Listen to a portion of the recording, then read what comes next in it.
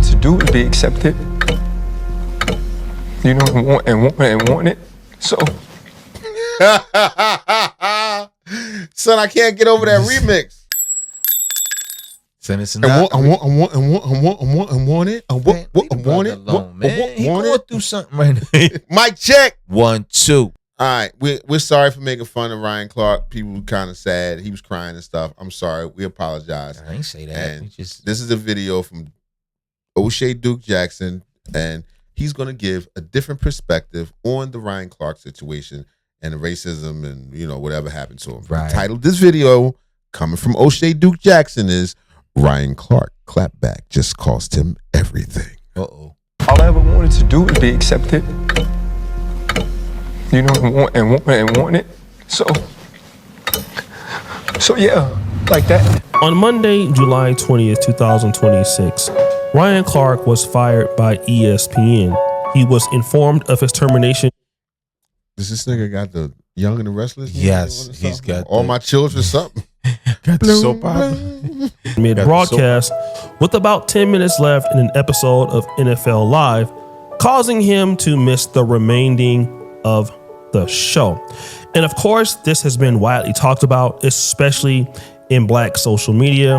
People have been uploading videos like crazy about the topic. But recently, Ryan Clark has spoken up about this on the Pivot podcast. And what he had to say, well, using layoffs as a cover and a camouflage for what they already intended on doing. But there was no cause for it, right? So because there was no cause for it, you couldn't just fire me. So you had to wait to the layoff so you could camouflage it and veil it, right? But here's the other thing. If I was laid off, like everybody else, they came out on Tuesday. Mine came out on Friday. So Ryan Clark believed that this special. They wanted to make sure you got fired on your job. They wanted to time it just right. On the air? That's cold-blooded shit. Yeah, that ain't right. And I don't like this jacket shirt combo right here. Yeah, that's great. It was definitely personal, and he was targeted. And to be honest, I think that everybody can agree to this. So with this particular point, 10 out of 10. But I get a text from our showrunner that tells me to call my boss. I call my boss in the break, tells me they're letting me go. And he said, our friends, jokingly, at Outkick had the story, and we're going to leak it. So this part, in my now Outkick is like a it's like a Trump sports. It's an all white sports channel where whites can be white. Son, don't do that. They do a lot of baseball and bowling,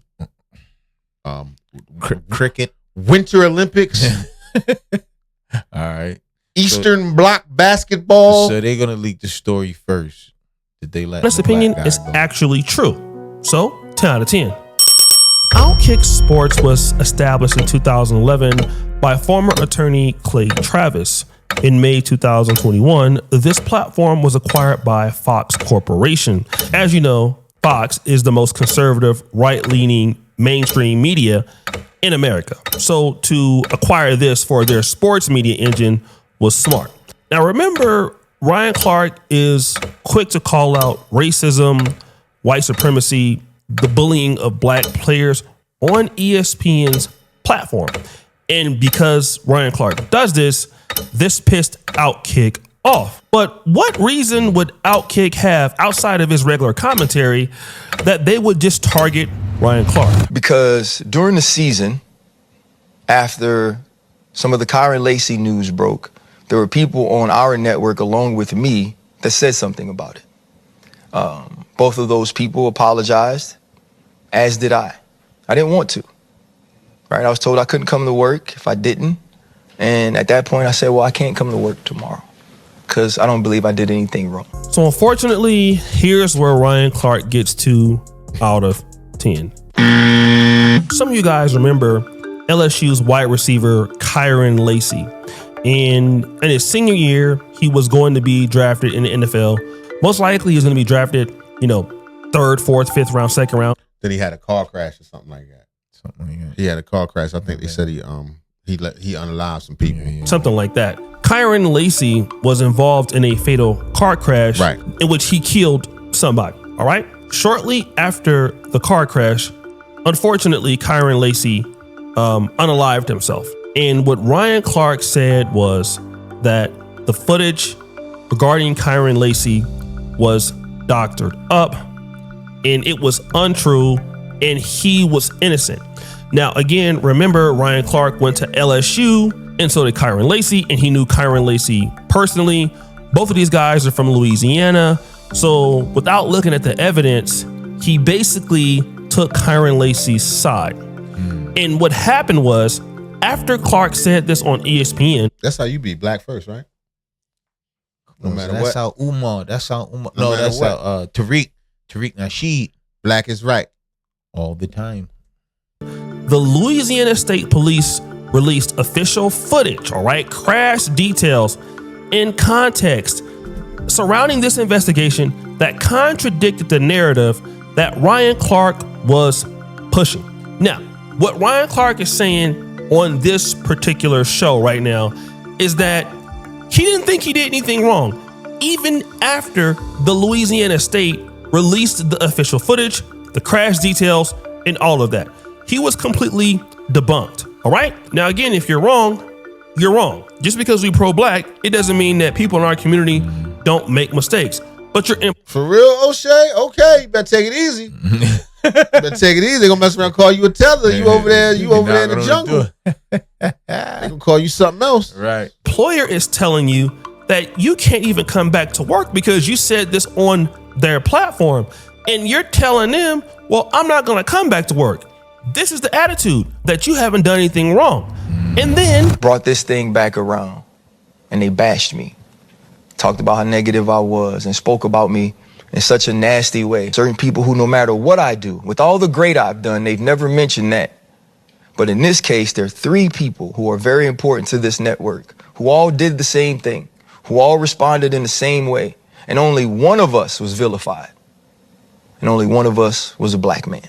So this gets a 1 out of 10.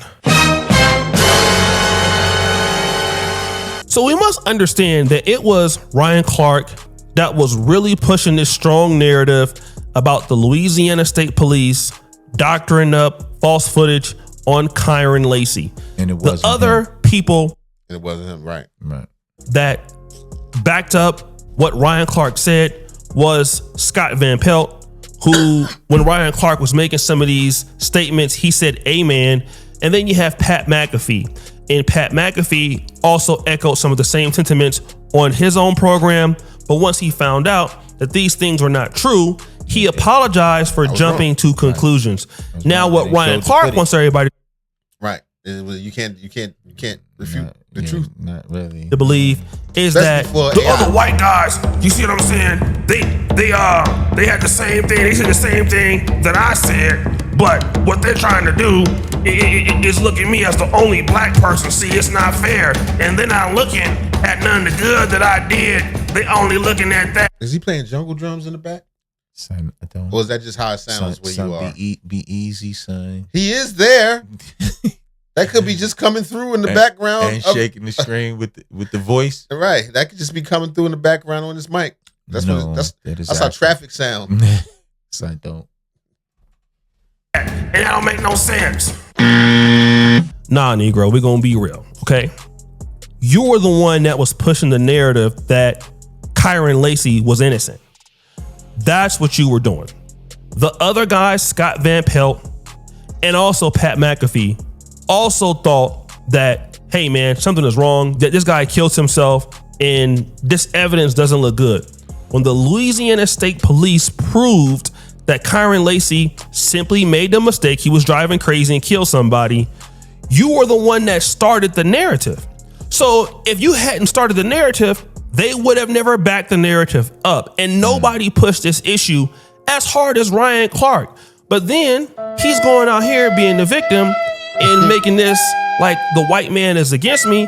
And don't get me wrong, there are many cases where the white man is against you, but this really wasn't it, because all you had to do was to come out. Plus, you representing ESPN. No doubt. That is a huge platform. And You the do what other the hell two they say. And the other two commentators, from what they saying, is they both came back and said, "Man, we were wrong. We apologize." Right.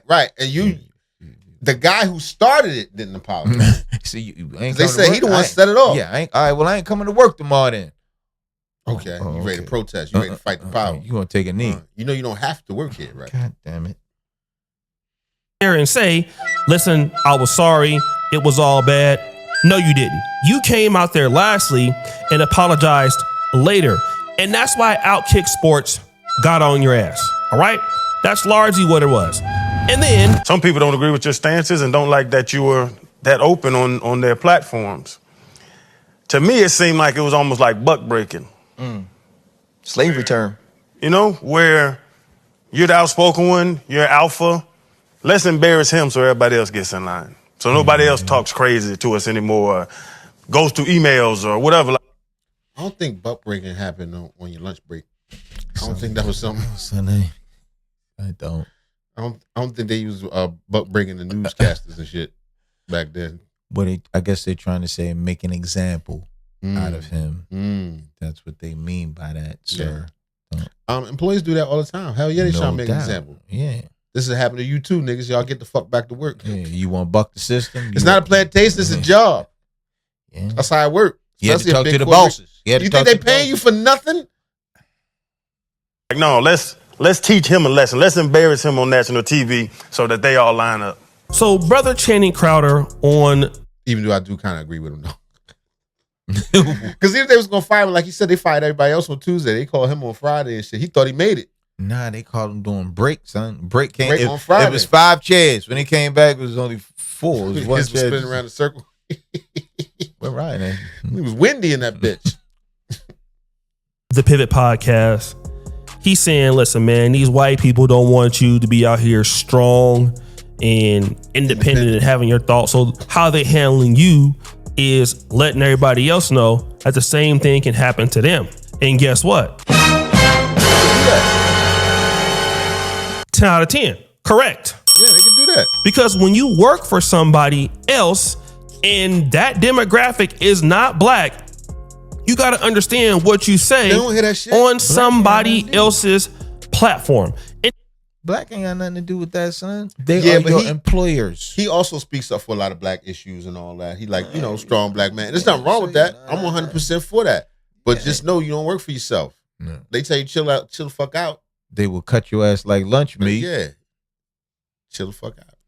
Even if you say it on your own platform, you still work for ESPN, okay? Let me give you an example. This is a graph of ESPN's viewership demographics submitted by them, By the right? way. So if we look at gender, 65% are male, 35% is female. Okay. We look at what the age group is. The majority of the people that watch are between 35 to 54. Then you have obviously your younger generation and your older generation. So 35 and up is like 70% of your audience. Now, 70% of your audience, which are men, for the most part, may be at least moderately conservative. It's a good chance, or left-leaning, however you want to say it, right? But even if you're Democratic and you're maybe a white guy, you might not want to hear the white man got his foot on my neck every show or something like that. If you look at the race and ethnicity of ESPN, 16% is black American, all right? So when you're making your claims on ESPN, then 84% of the population may not understand it and do not care. Because he said like 84% of people don't care. They're like, what? The fuck is this nigga always crying about? Son, I'm just trying to watch the game, man. I don't care about that. he do be crying. Say that shit for your podcast. Percent of the population may not understand it and do not care about that. So you got to understand that, all right? You're getting your money not from the black community, bro. You're getting your money from the greater society. And then if we look at who purchases NFL tickets, let's look at this, okay? This is from several studies, but this is an average. 70% are men, 30% are women. The people who buy the most tickets are what? We're going to see it. 35 to 55, that's 75% of the people. Most people who buy tickets in the NFL are White men. white. Latinos, 14%. Black Americans are 14%. So that means that's not even 20% of the league. Multiracial, everybody else, Eskimos and shit. That's buying the tickets. Then if you look at political leaning, you have a lot of these teams, Republican, right leaning, and it varies by market. So let's say, for example, teams in California, the 49ers, the Chargers, the Rams could be on the left. But most likely when you have teams in the South, and I'm talking about teams such as teams in Texas, Dallas Cowboys, Houston Texans, you got teams in Florida, Jacksonville Jaguars, Miami, you got the New Orleans Saints. I mean, you got teams like the Kansas City Chiefs in Missouri. So, I mean, Tennessee Titans. Then you got the Ohio teams. Okay, nigga. The Bengals, the Browns, the Las Vegas Raiders. Right. Which is, a lot of Republican states got teams, bro. That is true. So the more Republican states got teams, Indianapolis Colts, teams like that, Atlanta Falcons, Georgia, Tampa Bay Buccaneers. So these are going to be Republican voters that typically are fans of these teams. So a lot of the stuff that Ryan Clark is saying about this incident is just largely not true. And I'm a pro-black saying this. For real. So, just think about it. Just imagine if okay, when you watching the game, it's always some Eskimo lady on there talking about Eskimo rights. You don't care about that? You like, okay, that's nice. But like she keep bringing it up, she crying about it and shit. She kneeling and starting protests and shit. So you like, understand. I don't know. That's just what I picked today. I'm sorry. She like save the ice, polar bears and shit like that. Right. And baby seals. And you like, I just want to know the score. I don't. Right. I'm not here for that. Right. That's what Ryan Clark's doing. Like, He's an Eskimo lady. Right. Basically. What I'm going to tell all the brothers and sisters is this, right? If you want to take a stance for the black community in the way that you know how, you're going to have to do so not working for them. And if you think that people are going to save you, because back in the day, you used to be able to get away with this. You used to be able to say whatever you want to say. And, a lot of these folks would take care of you. But new leadership came in. Mike Roberts, the great protector, out. New guys in. They're like, yo, our stock is tanking. We've got layoffs. Let's get rid of the people that cause us the most problem.